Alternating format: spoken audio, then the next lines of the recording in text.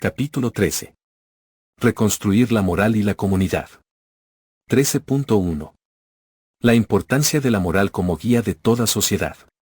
Algo que debemos de tener claro es que debemos revalorizar la importancia de la moral, en donde la palabra honestidad tenga peso, que la verdad, la honradez, el respeto, no se relativicen al antojo del mercado o de las ideologías, y donde la solidaridad no sea solo una frase utilizada por campañas políticas, sino un acto cotidiano entre vecinos, entre familias, entre desconocidos. Debemos incluir en nuestro diario actuar la moral, aunque corramos el riesgo de ser juzgados y señalados. Vivimos en un mundo donde se premia la astucia sobre la honestidad, donde la mentira es válida si genera rédito, y donde el egoísmo se disfraza de amor propio. Nos han enseñado a desconfiar de todo, incluso del bien. El relativismo ha corrompido las raíces más profundas de la ética, y muchos ya no saben distinguir el bien del mal, o peor aún, ya no les importa. Pero la moral no es un adorno social ni una cadena opresiva, como nos quieren hacer creer. La moral es el lazo invisible que nos une como comunidad, el tejido que da cohesión a una sociedad sana. No se trata de imponer códigos rígidos ni de rescatar viejas normas vacías, sino de recordar algo que hemos olvidado, que sin valores como el respeto, la empatía, la honestidad o la responsabilidad, toda convivencia humana se desmorona, por muy avanzada que sea la tecnología o por mucho que se disfracen las injusticias de progreso. Reconstruir la moral en estos tiempos es un acto rebelde. Es nadar contra la corriente de la indiferencia. Es volver a lo esencial. Es, ante todo, un acto íntimo, que empieza en cada hogar, en cada conversación, en cada pequeño gesto cotidiano. No es en los discursos grandilocuentes donde se edifica una nueva moral, sino en la coherencia humilde de quien decide actuar con integridad, aunque nadie lo vea. Tal vez el primer paso para reconstruir la moral no sea imponerla, sino encarnarla. Vivirla con sencillez, con firmeza, sin pretender convertirnos en jueces, pero tampoco en cómplices del cinismo imperante. Porque cada acto justo, por pequeño que parezca, es una grieta en este sistema enfermo que nos quiere amorales, indiferentes y solitarios. 13.2. La ética del bien común frente al individualismo extremo. Una de las raíces más profundas de la enfermedad social contemporánea es el culto al yo, como único centro de valor. Desde pequeños se nos enseña, con palabras suaves o con gestos brutales, que debemos competir, sobresalir, ganar, destacar. Que los demás son comparadores, adversarios, recursos o públicos. Que nuestro valor se mide por nuestros logros, posesiones, imagen y capacidad de rendimiento. Esta pedagogía invisible del individualismo ha erosionado silenciosamente la posibilidad misma de comunidad. En nombre de la libertad personal, se nos ha despojado del sentido de lo común. La libertad se ha deformado hasta convertirse en un derecho a no tener vínculos ni obligaciones. Pero cuando nadie se siente responsable de nadie, el tejido social se deshace. Y lo que queda es un conjunto de individuos fragmentados, funcionales al sistema, pero desconectados entre sí. Frente a esta lógica de separación, reconstruir una ética del bien común no es una nostalgia romántica, sino una urgencia civilizatoria. Porque el mundo que viene, marcado por crisis ecológicas, económicas, pandémicas, tecnológicas y existenciales, no podrá sostenerse si no es desde la cooperación, la empatía, la justicia compartida. Pero esta ética no puede imponerse desde arriba. Debe nacer desde lo más hondo del corazón humano, como un acto de reconocimiento: yo existo porque tú existes. Mi bienestar depende del tuyo. Y juntos formamos parte de algo más grande que nosotros, que nos trasciende y nos sostiene. La ética del bien común nos recuerda que cuidar del otro no es debilidad, sino sabiduría. Que construir entornos donde todos puedan florecer es más valioso que acumular logros individuales. Que el verdadero poder no está en dominar, sino en proteger. Y que la dignidad no es un lujo, sino el fundamento de una vida compartida verdaderamente humana. Recuperar esta ética es empezar a sanar. Es volver a mirar a los otros no como medios, sino como fines. Es comprender que el nosotros no anula al yo, sino que lo eleva. Que la comunidad no aplasta la libertad, sino que la hace posible. Porque solo cuando somos parte de un todo que cuida, sostiene y abraza, podemos ser verdaderamente libres. 13.3. Reconstruir vínculos reales en una sociedad fragmentada. Vivimos rodeados de conexiones, pero carentes de vínculos. Nunca antes en la historia de la humanidad fue tan fácil comunicarse y, sin embargo, nunca antes nos habíamos sentido tan solos, tan desvinculados, tan desconectados del otro.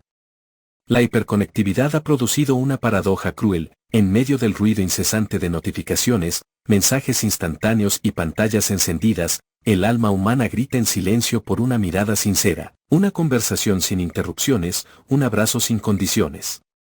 Esta sociedad fragmentada, donde el lazo comunitario ha sido reemplazado por el contrato utilitario, no es fruto del azar. Es el resultado de una lógica cuidadosamente instalada que fomenta la competitividad, la autosuficiencia y el consumo como sustituto del encuentro humano. Nos han convencido de que basta con tener seguidores, reacciones o suscriptores para sentirnos acompañados. Pero la cantidad no reemplaza a la calidad. Y la conexión superficial no sustituye al vínculo profundo. El ser humano es, por naturaleza, un ser de encuentro. Necesitamos ser vistos, escuchados, reconocidos, tocados. No como un número, un avatar, un cliente o un algoritmo, sino como una persona entera, con historia, con heridas, con sueños. Volver a los vínculos reales implica aprender de nuevo a estar con el otro sin máscaras, sin filtros, sin defensas, sin miedo a mostrarnos vulnerables. Esto exige tiempo, silencio, presencia. Implica apagar el piloto automático y elegir, conscientemente, construir relaciones significativas. Ya no desde la lógica del intercambio, sino desde la gratuidad. No desde la expectativa, sino desde la entrega.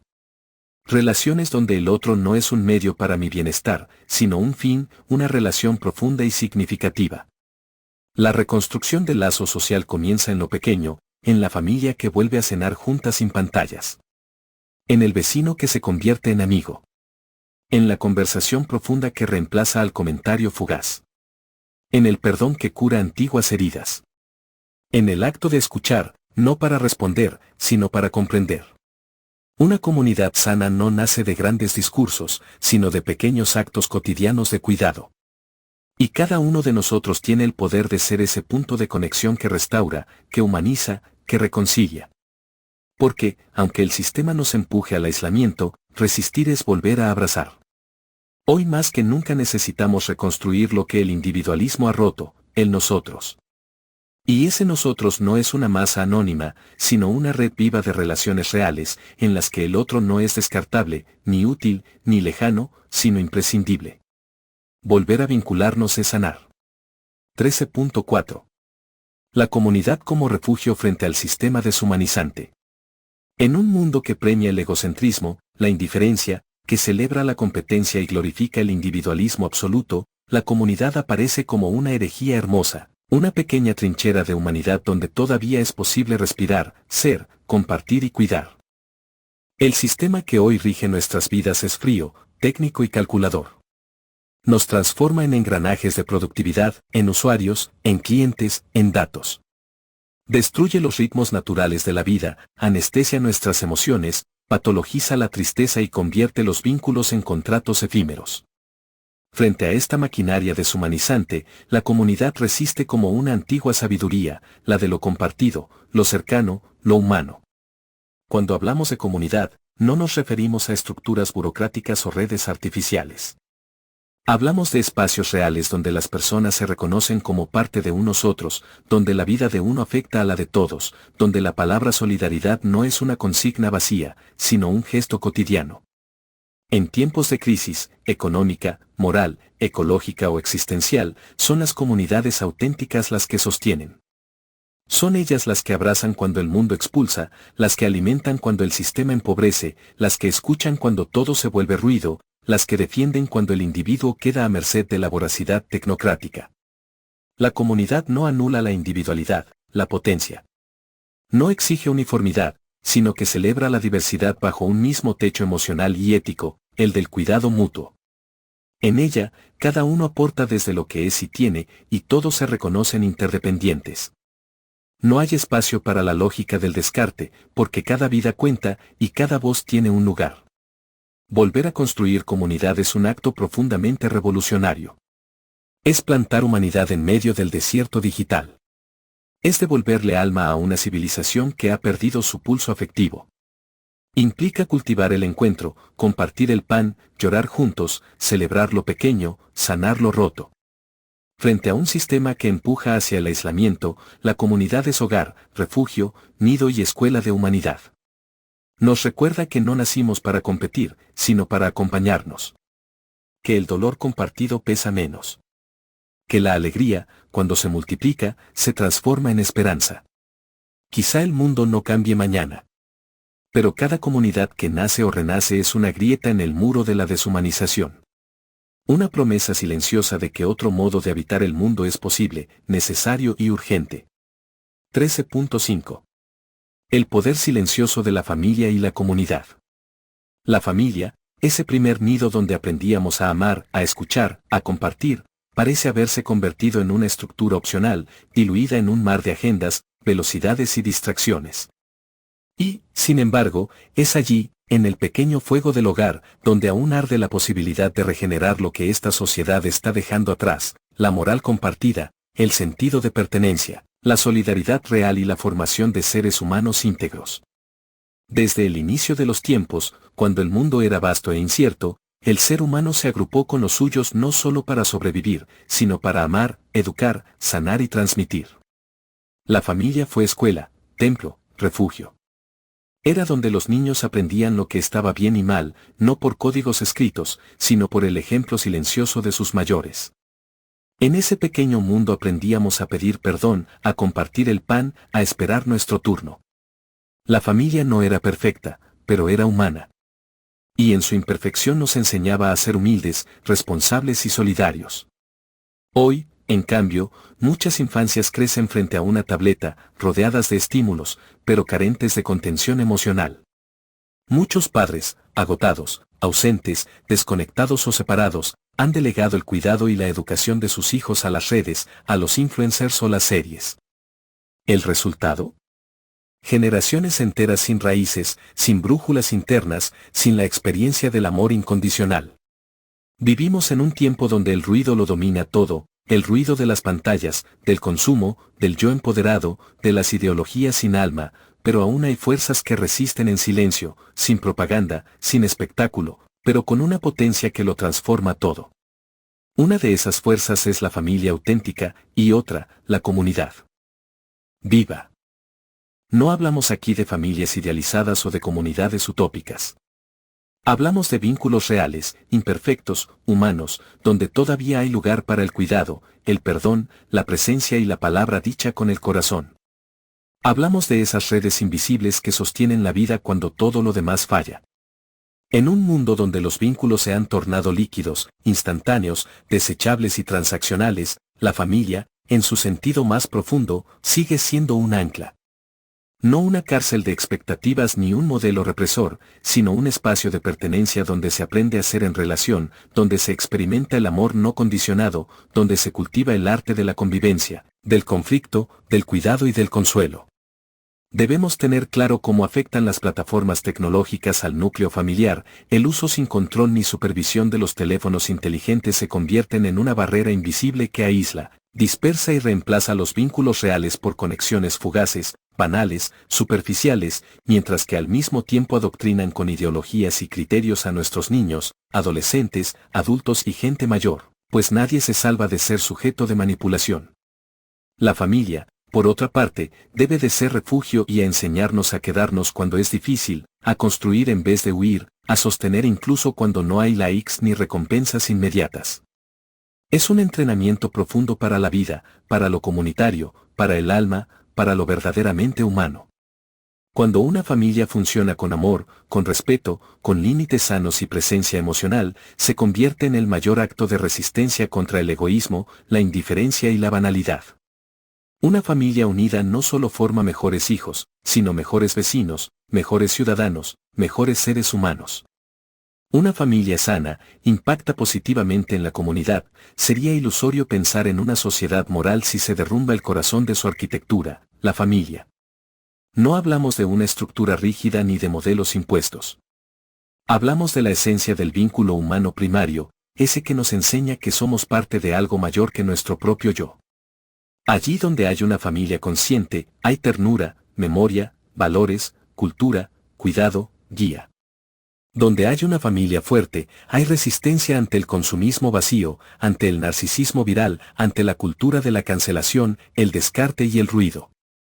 La comunidad no se edifica en discursos ni en políticas abstractas. Se construye en las mesas compartidas, en los abrazos sinceros, en la transmisión de valores que dan sentido a la existencia. Y todo eso comienza, o se recupera, en la familia. 13.6. Volver no es retroceder, es recordar lo esencial. Este no es un llamado al pasado, sino al alma. En un tiempo en que todo cambia de forma vertiginosa, es urgente detenernos y volver a mirar hacia adentro. Porque la salud de una sociedad no se mide por su avance tecnológico, sino por la calidad de sus vínculos. Y el primero, el más determinante, es el familiar. Si queremos reconstruir la moral, si anhelamos comunidades más justas, empáticas y humanas, no podemos seguir ignorando la raíz, la familia. No la perfecta, no la idealizada, sino la real, con sus luchas y sus silencios, pero con la voluntad de estar y de sostener. Los matrimonios unidos son cada vez más escasos, la tendencia es la separación y esto no es casualidad, es el efecto certero de un plan bien diseñado, para romper a la sociedad y tener individuos frágiles y sin raíces. Tal vez sea tiempo de apagar el ruido externo, de silenciar las notificaciones y de sentarnos juntos, sin pantallas, solo con la presencia. Porque al final del día, no hay tecnología que sustituya la mirada amorosa de quien te conoce desde que diste tus primeros pasos. Ahí, en ese gesto silencioso, comienza la verdadera revolución, la que no se mide en seguidores, sino en corazones conectados desde lo humano. De un mismo modo, la comunidad, cuando no está dominada por intereses ni sometida a ideologías, actúa como un sostén silencioso. A través de los gestos pequeños, un plato compartido, una visita inesperada, una mano tendida, la comunidad preserva la humanidad que el sistema pretende erradicar. Estos espacios, a menudo invisibles para las métricas del éxito moderno, tienen una fuerza transformadora que no necesita ruido ni validación. Allí donde hay una madre que escucha, un padre que guía con ternura, un abuelo que narra la historia, una vecina que cuida al hijo ajeno como propio, allí hay una resistencia que no grita, pero permanece. Y esa permanencia es subversiva. Porque mientras el mundo se fragmenta y se acelera, la familia y la comunidad nos devuelven al tiempo del alma, a la raíz de nosotros, al cuerpo a cuerpo del encuentro verdadero. Nos recuerdan que la vida no es una carrera solitaria, sino una danza colectiva. En sus gestos cotidianos, aparentemente intrascendentes, se cultiva una ética de la responsabilidad compartida, de la empatía concreta, de la transmisión de sentido. Es allí donde se forman las conciencias libres, los corazones fuertes, las miradas solidarias. No en las pantallas, no en los algoritmos, no en las estructuras de poder.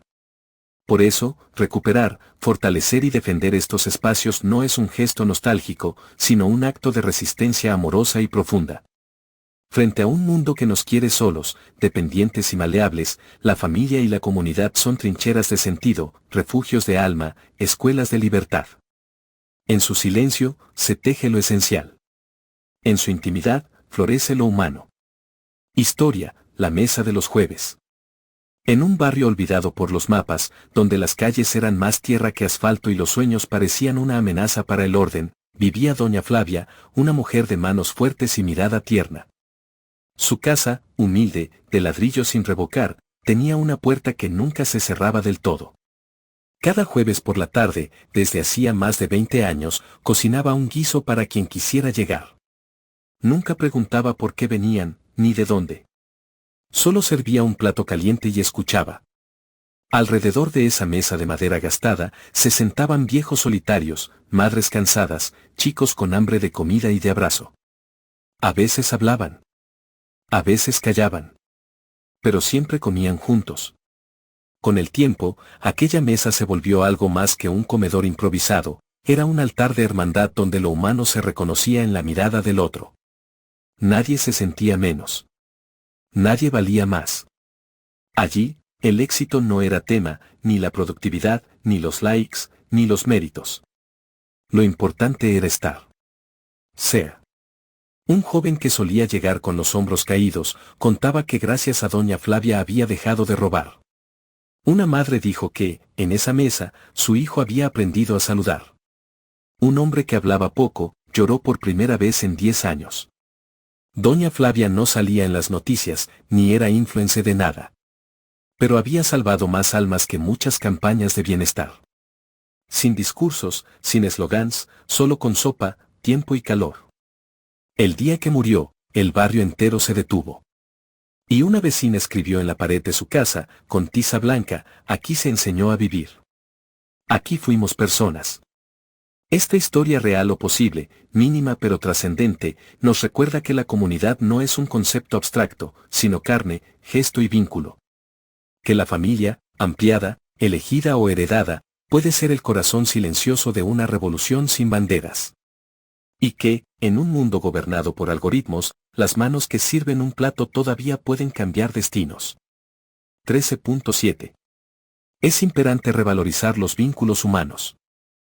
En una sociedad donde la conexión constante es confundida con pláticas digitales, donde las notificaciones han sustituido a las conversaciones reales y los abrazos se han vuelto escasos como el silencio, los vínculos humanos, auténticos, incondicionales, presentes, han sido desvalorizados, relegados, empujados al margen de la vida cotidiana. Se habla mucho de redes, pero se vive cada vez más en soledad. Se presume de amistades digitales mientras se esquiva la mirada del vecino. Vivimos rodeados, pero desvinculados. La degradación del lazo humano no ha sido un accidente. Ha sido una consecuencia lógica de un sistema que, para seguir operando, necesita sujetos atomizados, desconfiados unos de otros, encerrados en burbujas ideológicas o de consumo, alejados del compromiso y del afecto profundo. El individualismo, ese dogma moderno, ha erosionado la posibilidad de comunidad, ha disuelto en nosotros en un océano de yoes insatisfechos, desconfiados, inseguros, temerosos, competitivos y frágiles. Recuperar los vínculos humanos no es solo un gesto romántico ni una consigna terapéutica. Es una acción profundamente política, espiritual y resistente. Los vínculos humanos son lo que nos hace verdaderamente humanos. No hay algoritmo que pueda imitar el calor de una conversación honesta, la complicidad de una mirada, la mano que se extiende sin condiciones, la cena en familia con la esposa, hijos, hermanos, primos, tíos, abuelos. Son esos vínculos los que amortiguan la caída cuando el mundo se vuelve inhóspito, los que sostienen cuando todo se rompe, los que curan cuando ya no queda fe. Volver a mirar a los ojos, dedicar tiempo real a quienes amamos, reconstruir la confianza en los círculos pequeños y cotidianos, no es una nostalgia del pasado, sino una urgencia del presente. Y también una semilla para el futuro. Porque si alguna revolución es posible, nacerá desde esos lazos reconstruidos, desde ese tejido afectivo que puede volver a sostener la vida con dignidad, belleza y sentido. El camino hacia una humanidad restaurada no pasa por grandes promesas tecnológicas ni por ideologías salvadoras. Pasa, sobre todo, por algo tan simple y profundo como la fraternidad, la confianza, volver a elegirnos, acompañarnos y reconocernos. Día tras día. Rostro a rostro. Mano a mano. Entender que la gente se necesita una a la otra, el sentido de comunidad debe valorarse, porque, si tú estás bien yo estaré mejor. Que nos sintamos seguros y apoyados dentro de nuestra comunidad, no tiene igual. 13.8. Crear núcleos de resistencia cultural, pensar global, actuar local. Y en un mundo donde los flujos de información, consumo y poder son cada vez más centralizados y homogéneos, donde las mismas canciones suenan en todos los aeropuertos, donde las ideas se viralizan antes de ser comprendidas, y donde las decisiones políticas son tomadas en despachos lejanos sin rostro ni rendición de cuentas, la noción de comunidad local parece un vestigio obsoleto. Pero no lo es. Es, de hecho, una trinchera. La homogeneización cultural, disfrazada de progreso y globalización, no solo uniforma gustos y lenguajes, erosiona la diversidad vital de las culturas, las historias compartidas, las formas únicas de habitar el mundo. Frente a esta corriente implacable, se alzan, a veces en silencio, pequeñas comunidades, barrios, colectivos, huertas, bibliotecas, centros sociales o escuelas alternativas que resisten la uniformidad con identidad, con memoria, con humanidad. Pensar global y actuar local no es un eslogan reciclado, es una estrategia esencial para sobrevivir con dignidad en esta era de hiperconexión desarraigada. Implica comprender los mecanismos del sistema mundial, económicos, ideológicos, tecnológicos, y, al mismo tiempo, encender fuegos concretos en lo cercano, una conversación profunda en la plaza, un círculo de lectura crítica, una red de trueque, un taller de oficios, una cocina comunitaria, una fiesta tradicional, un grupo de educación compartida. Son estos espacios los que siembran semillas de resistencia cultural. Crear núcleos de resistencia cultural no requiere grandes recursos, pero sí una profunda convicción ética y una voluntad de actuar. Se trata de recuperar el saber local frente a la arrogancia tecnocrática, de promover la cooperación en lugar de la competencia, de educar para la libertad y no para la obediencia, de formar comunidades conscientes y vivas que sean capaces de narrar su propia historia, cuidar su propia tierra y proteger sus propios valores. La resistencia cultural no es una nostalgia del pasado ni un rechazo a todo lo nuevo. Es, más bien, una defensa activa del derecho a ser críticos, libres, autónomos y profundamente humanos frente a las lógicas de globalización cultural que nos venden como modernidad. Es, en última instancia, un acto de amor colectivo, por quienes fuimos, por quienes somos y por quienes vendrán. En cada pequeño gesto cotidiano, una feria artesanal, una clase impartida con pensamiento crítico, una palabra dicha con respeto, una decisión tomada en común, se teje esa red que puede dar refugio al alma en tiempos de tormenta y preparar el terreno para una sociedad verdaderamente libre, ética y solidaria.